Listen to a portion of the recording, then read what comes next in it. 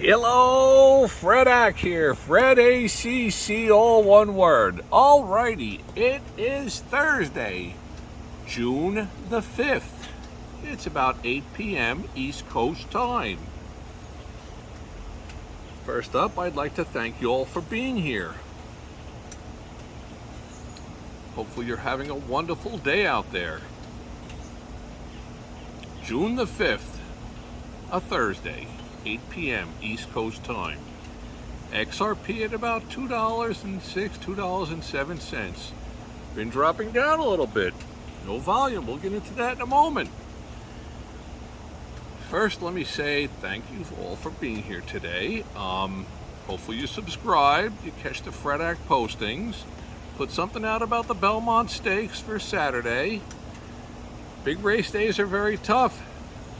They're a lot of fun, but they're very tough to make money. Fredak is all about making monies. That's why I want to have a trip note alert, which I'll have a couple of those in the next couple of weeks, couple of months, for those of you who follow the four-legged horses, prognosticating and looking for some kind of value. That's what it's all about, the value. Where is the value? Alrighty, so this is not financial advice, just the ideas that are swirling around in Fredak's head.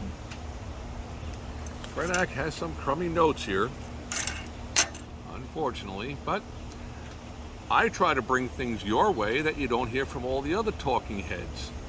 And the bottom line is that XRP is drifting downward. I'm not waning on it, not a single bit. I'm not worried about it at all. Actually thinking about buying more if I thought I could buy more and not get swindled by most of these sites. And if somebody knows of an awesome trading site that there's not a huge spread, not a lot of slippage involved with it, please let me know. Love all the comments. Please smash the likes button, kick the don't likes button, whatever you got to do. It's all good. I'm not on here deriving my lifetime income from this. I'm just here to share some different thoughts that are swirling around in my head. As I've said many times, you tune in, you listen. If it's garbage in, garbage out, not a big deal. I'm not hawking any t-shirts, pens, or my get-rich-quick schemes. No. Everything on here is absolutely free. Now you have to make your own decisions on what you want to do. Your brain cells are connected to as an adult, functioning adult. So, digest the information and make your own decisions. Who can say if XRP is going to go up a lot? All the talking heads can tell you that. It's going to 5,000, 5 million. What do I really know? I just look at the big picture. I step outside the box, and from what I see, there's a lot of upside potential for this. Downside potential is not all that. It's somewhat limited. I also noticed that it swishes around on extremely low volume. That tells me a lot. Volume, volume, volume. Volume is your best friend. It tells you the whole story, volume. Volume is everything. I will get into that more in the near future about volume. Whether it's the stock market for day trading, swing trading, short term, long term, the volume tells you when things are percolating. Let's just think about it. There's people out there, they watch for volume spikes on options. Options, I've spoken about that on here. You can go look it up. In the past year, I posted something about options, how I personally think they're for suckers. It's like at the casino. The casino, they're the house, they have the mathematical advantage in their favor. The option player is like the player that goes to the casinos. The one who writes the option, they're like the house. They've got the guaranteed money. They just keep grinding away and making money. It's a beautiful thing. Alrighty, but we're not going to dwell into that. Today's discussion is about XRP. So, let's go over to the notes here. Let's start out with the scammers. You really got to watch out. The scammers are out in force. I think with the huge economic downturn that we're in the early stages of, and it's going to get a lot uglier, nobody seems to want to see that. Fredak sees it. Others are out there seeing it. I see it from other people, other talking heads. Alrighty, what do we got over here?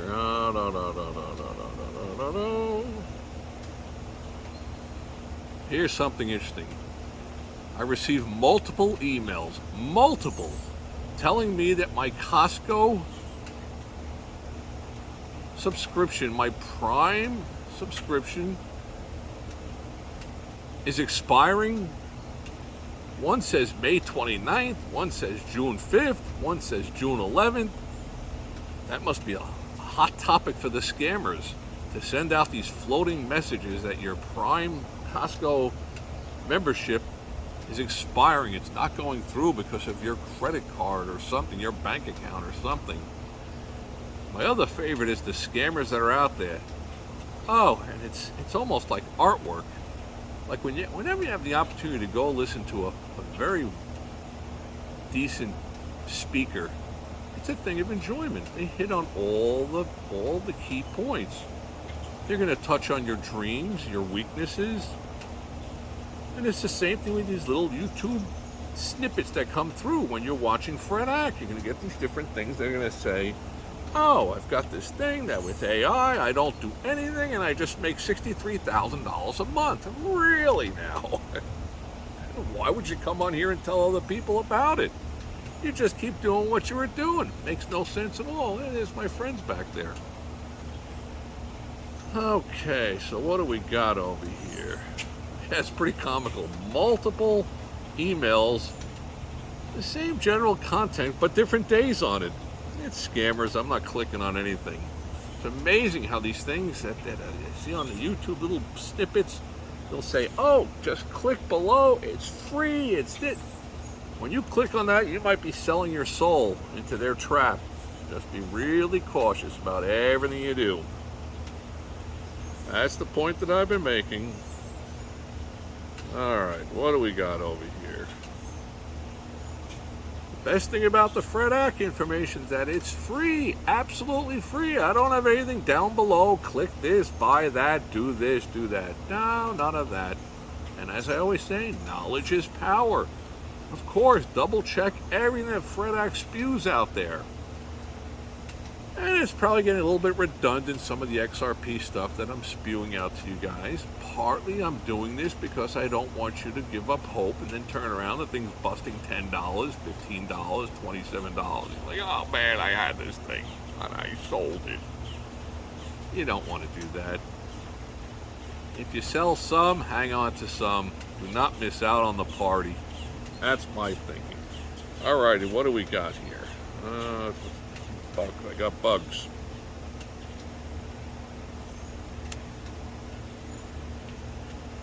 Okay. Fred Ack doesn't have any links below. Nothing like that. Alrighty. I can barely read my writing. Okay, let's go into what's important. And like I've said to you many times out there, I tell you what I see, whether it be good, whether it be bad. Point things out to you. So when it comes to XRP, actually let's use a different analogy with the stock market. When a certain stock's price, I'll use XYZ stock, it's up at $80 and they're making acquisitions, but they're using stock to purchase, all stock. That kind of tells me that that company is thinking that their price of their stock is overinflated, because they're using the currency that they believe is overpriced. Think about that, if it makes any sense or not. So if your stock is at $80 per share, and you can glomp up some different entities using just the paper that you have, meaning the stock shares, as currency,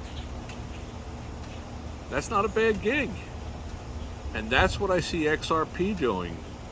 They're spending their XRPs. They're spreading it out, which is not a dumb thing to do if you really think about it. Because if they're purchasing Hidden Road for X amount, trying to buy Bitcoin or Bitcoin or Bitwise or whatever it might be, and they're trying to use their war chest that they have, they're creating more and more value intrinsically to their Ripple company.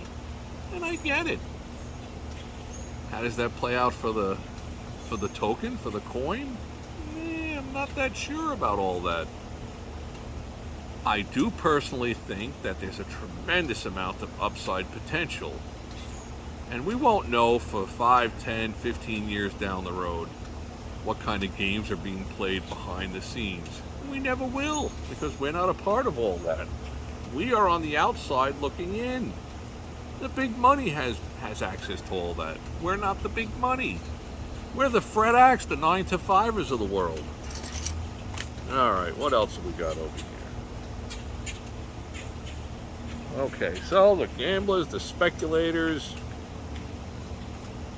Jeez, the bugs.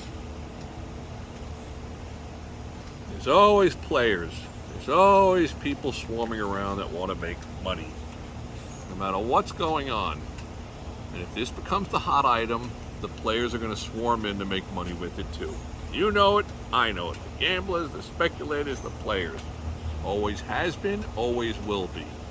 There was a guy named Ponzi, the Ponzi scheme. Probably back in the 1920s. Charles Ponzi, I think his name was.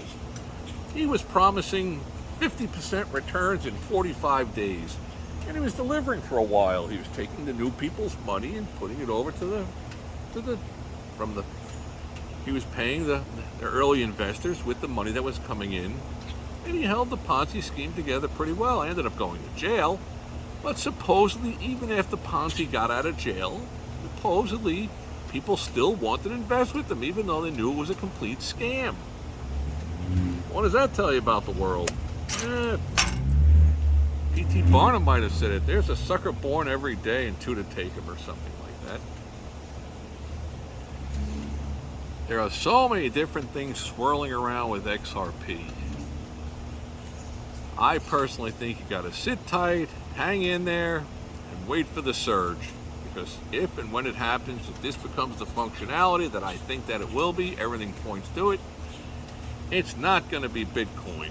Sure, they might play the game and try to push Bitcoin up, and they probably already are. But at a certain point, everybody's going to look and say, wow, the king's got no clothes. His beautiful clothes, they're not so beautiful. Well, they're worried about off with his head. That's how it used to be when everybody was talking about how beautiful the king's clothes are. But neither here nor there. But when we start to get functionality with XRP or XYZ or whatever it's going to be, when, I think it's only a question of when you start to see the movements of XRP as the new global currency to move money around the world, things are going to change. Another small tidbit, I don't even know if this is accurate or not. If someone knows this is accurate, please leave a comment. I'm not trying to juice people for comments. You leave them, you leave them. If you don't, I love the comments from you guys. They're great.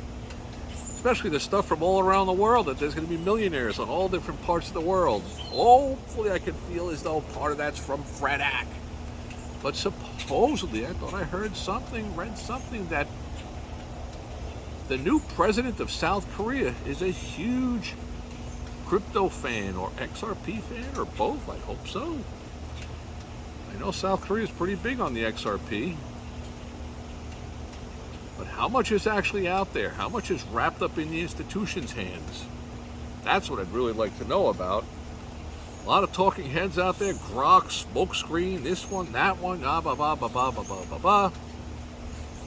I always have a little anecdote at the end of my little speeches, or at least I try to. Something that's interesting, at least what I find interesting, is that sitcoms used to come on once a week. Let's say it was whatever it was, Leave It to Beaver. It's a half-hour show. It only came on Thursday night at 8 o'clock. Well, they had these things called commercials back then, too. The commercials ran for like 30 seconds. There was like 2 of them. It was like a minute in between, but they had like 27 minutes to develop the story. Then as time went by the 70s and the 80s, more and more commercials, more money with that show. 2-3 minutes on the commercial breaks, they were cutting into the sitcom's time. So it started to develop into just one-liners, like a comedy, not a lot of story to it all. If you want to watch something that I find pretty comical, it was a show called Car 54, Where Are You? Car 54, where are you? You could go on YouTube, you could look Car 54, Where Are You? put in Pickpocket, Yankee Stadium, comical stuff. Old school, black and white, good, clean stuff that you could watch with your kids. You got a 5-year-old, 8-year-old, 10-year-old, 12-year-old, 13-year-old, they can watch this stuff. Once they get to be 16, 18, 20, they'll probably be bored by it. They want to watch all the other stuff out there. They want to watch Roblox or whatever the hell it all is. But anyway, Car 54, where are you? Might find it pretty comical. I think there was like 50-something episodes made. They're all pretty funny, interesting. They had time to develop the story within it, these two bumbling New York City police officers. And there was generally a twist that it all came back. Whatever started out in the beginning, that would be kind of wrapped up with a hook back at the end of it. The one with the pickpockets is quite comical. If any of you do watch it, leave a comment. Love to hear what you might think. Alrighty, Belmont Stakes on Saturday. Left a posting on that a little bit earlier. I've got these things called trip notes. Gonna have stuff coming out in the next couple of weeks. Try to make a couple extra pesos. We could put them into XRP. Yes. By all means, may all your days be winning ones. Thanks for stopping by.